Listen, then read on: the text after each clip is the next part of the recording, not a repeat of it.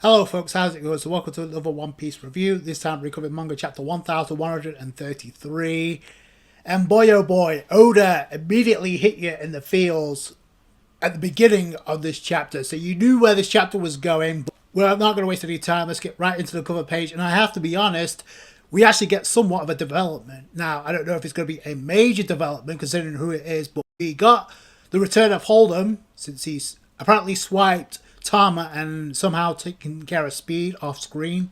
So that's kind of disappointing. But we got Hold'em back, and apparently he didn't learn his lesson the last time he tried to snatch Tama when Luffy kicked his ass. So now it's up to Yamato to kick his ass. The first initial assumption for many will be, oh, this guy's the guy who stole the katana, responsible for the disappearances. And I'm like, not so fast, hold the horses, literally. Because, number one, I don't see an extra blade on him or an extra katana with a bag on him. And he already had a sword to begin with, so that's not it either. Number two, if he was responsible, why didn't he kidnap Tama at that point as well as the katana if that was what he was really after? So that doesn't make a whole lot of sense. So I don't think he's the one responsible for all the disappearances and stealing the katana that Yamato was supposed to transport. But I do think he may have some type of influence. So he may get fed the Kibidongo once Yamato kicks his ass, and then he may end up telling Yamato about who's really responsible. So maybe, like I said, that may be the development here. Other than that, I don't know why he's here. But we get started with this chapter, and like I said, it didn't take Oda long to hit you in the feels. 22 years ago, we go back to the aftermath of the Ohara incident, which is appropriate because that's where the beginning of the turmoil and the struggle for Robin really took shape following the Ohara tragedy. Obviously, we see the government, they're putting the bounty on her. She's being chased everywhere. She's literally gone on a witch hunt for her. So obviously, Robin has to go on the run to try and live. Obviously, we get the panel of Robin's mother, Olivia, pretty much saying, "Live, Robin." Yeah, as part of the tragic story of Robin and the struggle she's been on all this time leading up to now. So obviously we get the panel with Soul, which is going to be very important going into the next chapter. Soul's telling Robin, don't worry, someday you'll meet friends. The classic laugh from Soul. So, and even in this chapter she calls it out, she's still doing that stupid laugh. It cuts to a more promising Brightful scene in Elbaf, because you literally have the rainbow in the background as the Straw Hats have arrived on Elbaf in full. So now we've got the Straw Hats reunion. Speaking of reunions, we actually get a reunion with Harudin. You got the new giant warrior pirates in full. Rodo is like chained up, so that's hilarious. And I love how the Straw Hats reunite. Nami's already on that point with Robin already cutting her hair. So like, Nami already knew. So just as I thought, you changed your hair, Robin. So that was kind of an interesting interaction between the two. We also got some dialogue about when Big Mom's defeat hit at Wano made the news. Even the people didn't know much about the outside world. They got excited. Now, Gerd was actually the friend of Lin Lin. So this was interesting she mentioned this, because this is another talking point outside of the reunion that we got. Because Gerd goes on to say, Lin Lin was my friend once, but she did something Elbaf considers unforgivable. Now, notice how she says Elbaf considers unforgivable and not her. So I find that very interesting. So I don't know if it's going anywhere, but yeah, she was definitely the friend during Lin Lin's backstory. So that makes sense. So that's one talking point that a lot of people are going to about this chapter. So at one point, Robin says, I'm fine going alone. But you knew that wasn't going to last long because Luffy's like, no way. They're going along with Robin, so obviously Robin's not going solo, so we know that wasn't going to happen. Otherwise, what was the point of the reunion? So, and I love this moment from Luffy here. So, first off, you got Gerd saying Soul Sensei wanted to show Robin-chan the library. So we're going to the school down there. That kills two birds with one stone. And then I love what Luffy says here. Listen, Robin, as a captain, I have to give my greetings to the people who've taken care of my crew. So even though he technically doesn't know Soul all that well, he knows he took care of Robin. So he's shown this with Barney during Egghead Island, so I like the side of Luffy where he's being kind of sensitive to the situation. Now there's parts in this chapter where he gets impulsive and tries to charge on ahead. There's this one scene where you have everyone else cheering and partying up because obviously there's going to be celebrations, and you got Robin in the background. If that's not a callback to Skypiea, I don't know what is. But so obviously that's what the celebration's put on hold because Dorian Bragi mentioned we can toast later, bring Soul here too. So obviously there's going to be a full-on reunion. So that's why they're putting celebrations on hold. I mean, it's early days anyway. We're like 4 chapters in. They go from there, and we actually get some interesting info on the library. So Soul teaches history lessons and discusses various books. Gee, I wonder. I'll get to that by the end because something piqued my interest after the ending of the previous chapter. And this is what I'm talking about with Luffy getting impatient and being impulsive because he's like, all right, let's go see him, and take Soul back to the tavern, and Nami's grabbing a hold of him, like getting furious. No, chill, because this is Robin's reunion, which technically she's right. But so even though he's being kind of impulsive, I do like the fact that he's showing a lot of intrigue here. Robin out loud is literally like saying, "My heart is pounding." After you see the dialogue, this is Robin's reunion. The steps that Oda took it not only in this chapter but getting us here has been masterful.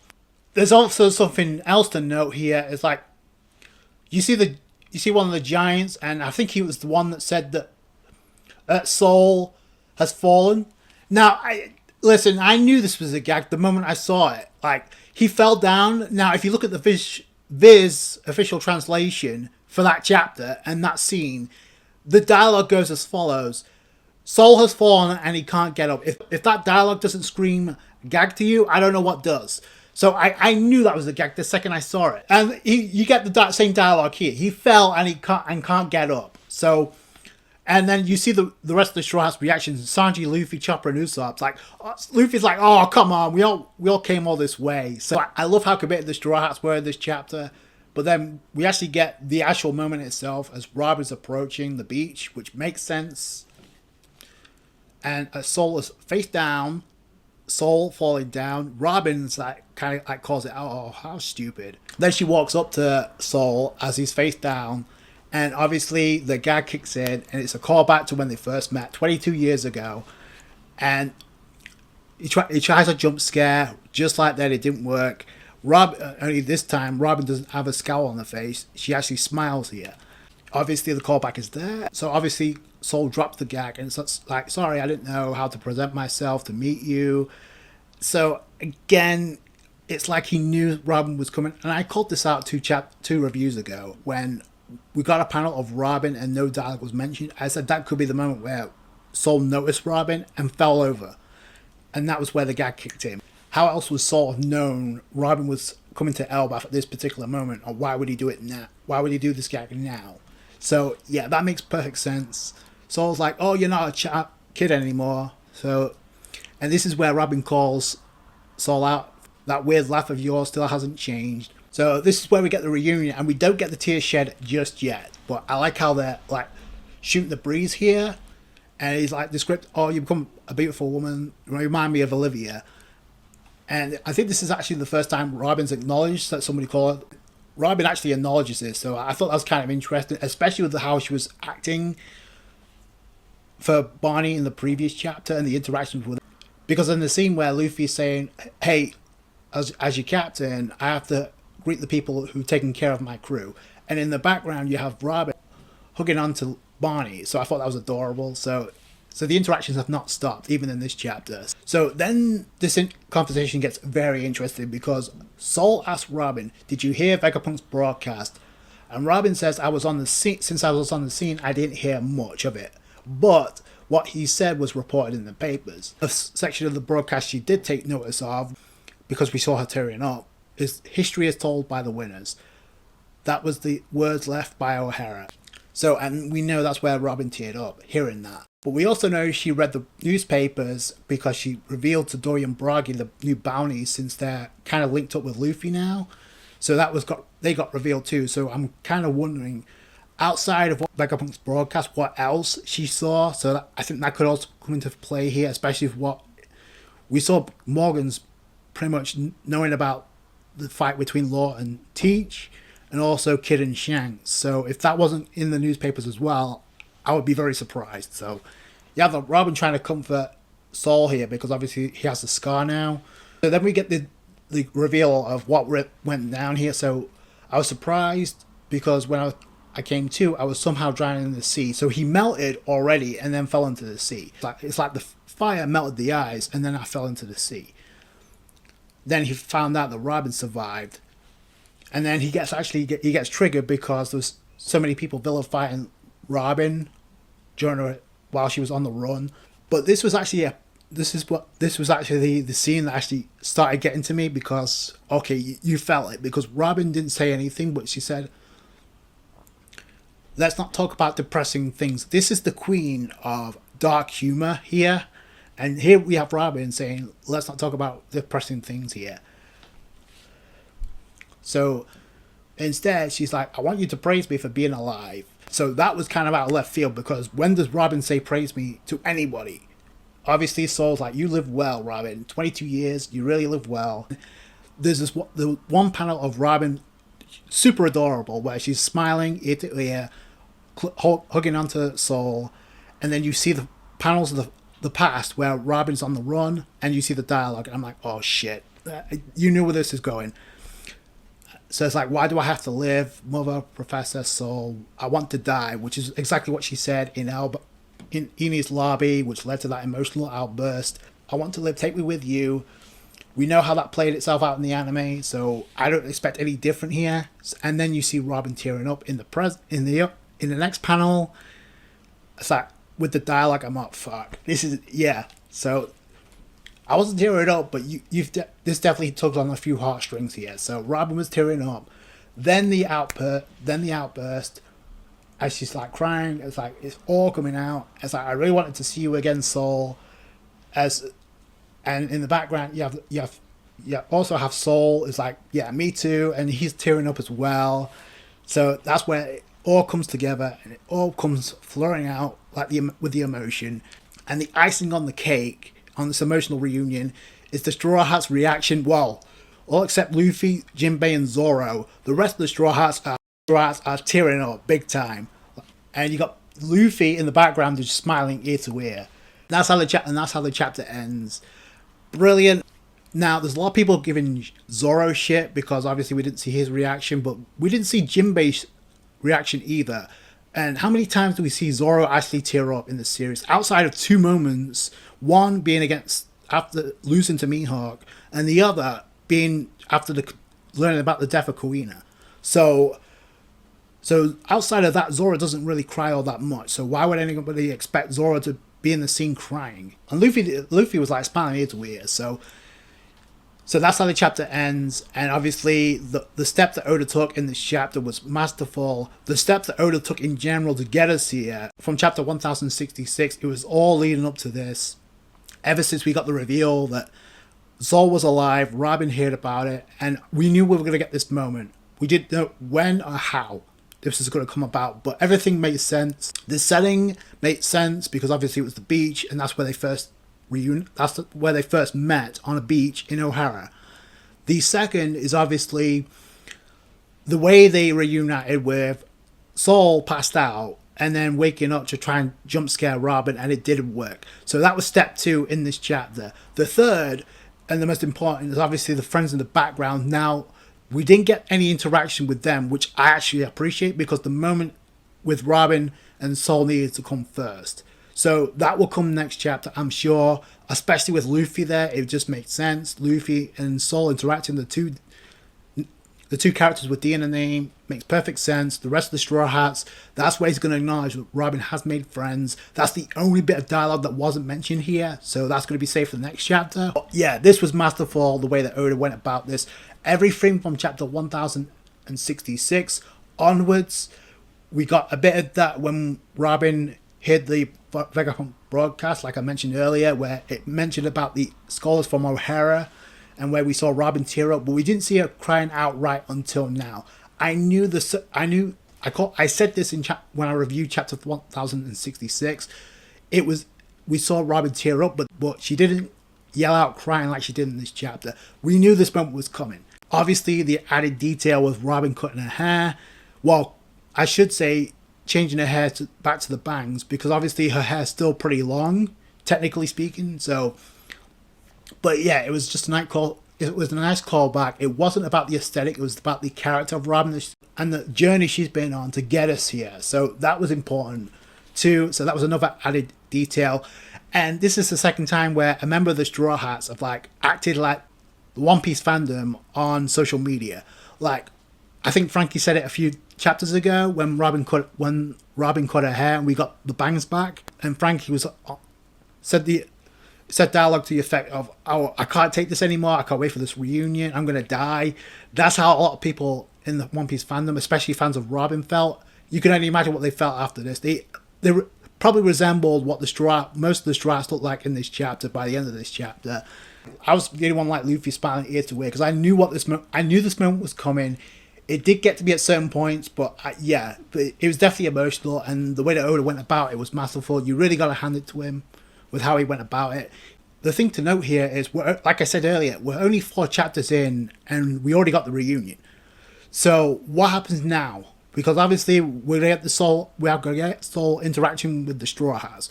What comes after that? Well, we kind of know what lies ahead, considering what we saw with Luffy and Loki. Another thing to note here, and I mentioned this too, not only with the Vegapunk broadcast and the fact that Robin brought this up, the only part of the broadcast that she took notice of was the section about O'Hara. Nothing else stuck out to her, which I mentioned.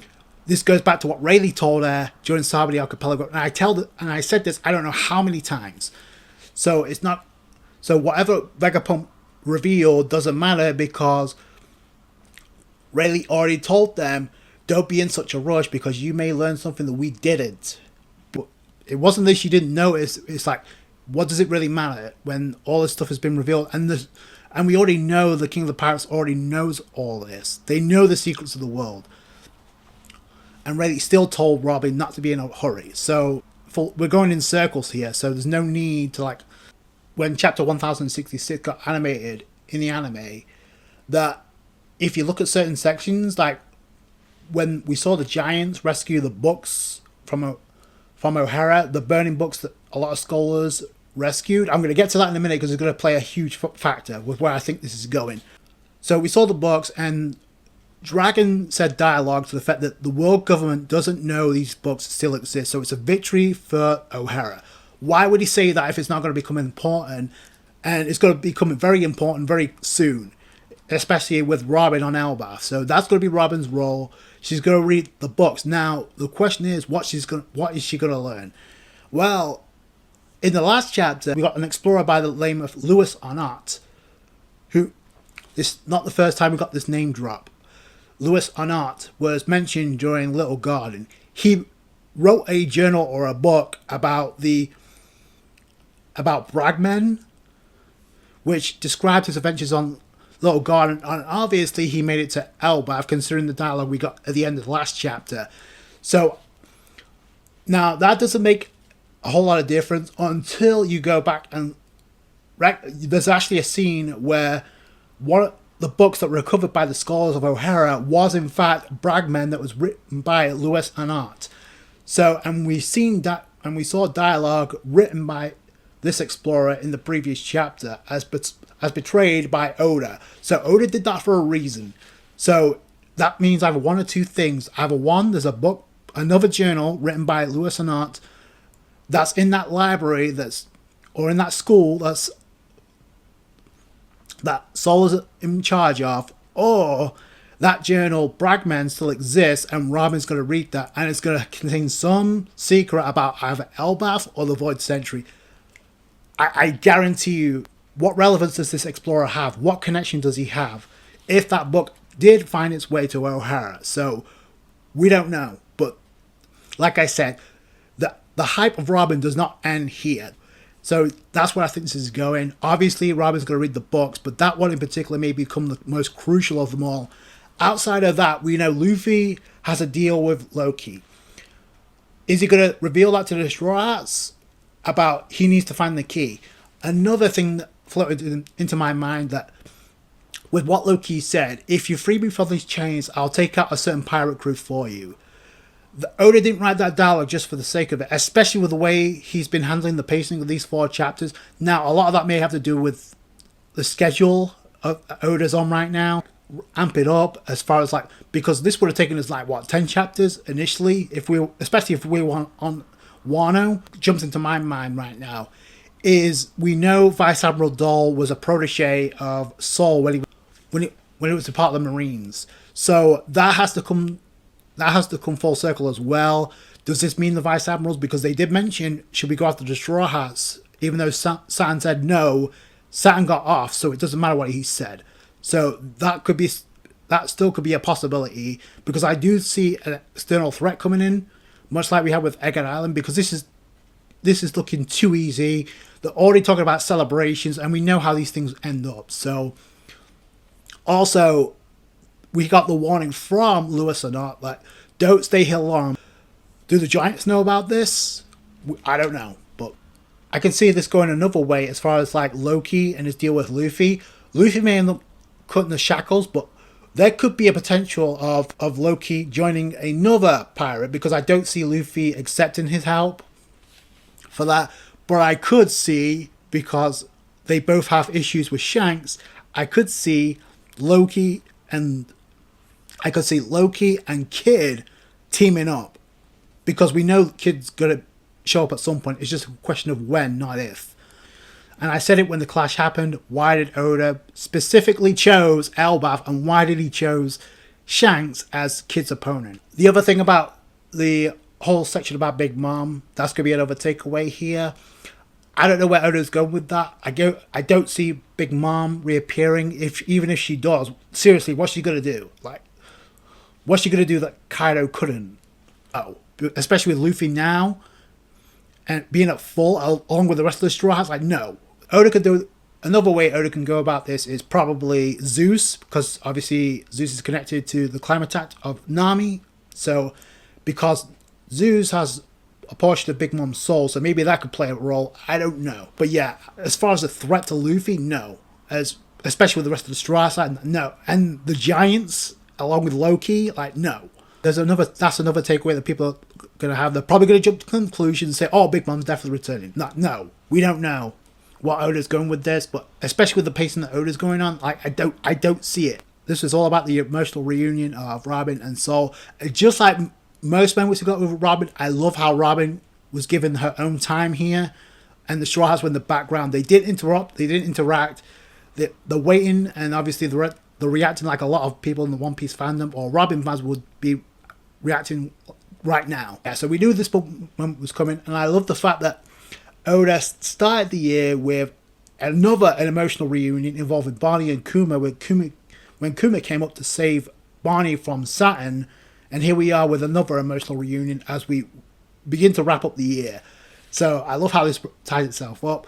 The anime, I can't wait for this. Like, the voice acting is going to be peak, especially like when they adapted that chapter in the anime, and I mentioned the voice acting, and it wasn't, you can hear it, but it wasn't like yelling like what we got in this chapter. But obviously that's going to hit a different vibe once we get in the anime. It's going to, much like the return of Robin's bangs, that's going to break the internet. I guarantee it. How Oda has set all this in motion. It's been like a 2-year wait, literally. But here we are. So I can't wait to see this. I can't wait to see Saul interact with the rest of the Straw Hats. It's going to be hilarious. And I can't wait to see what happens with Robin finds that book, man, and what she may find out once she reads that book about the Void Century. Because I guarantee that's where this is leading. Definitely emotional reunion, 10 out of 10. And we're only 4 chapters in. What more could be said? So that's going to do it for you guys. Thank you so much for watching. If you enjoyed this video, you know what to do. Go ahead and hit that thumbs up. Subscribe to the channel for One Piece. And I appreciate all you guys' support. Catch you guys later. Thanks, guys. Bye.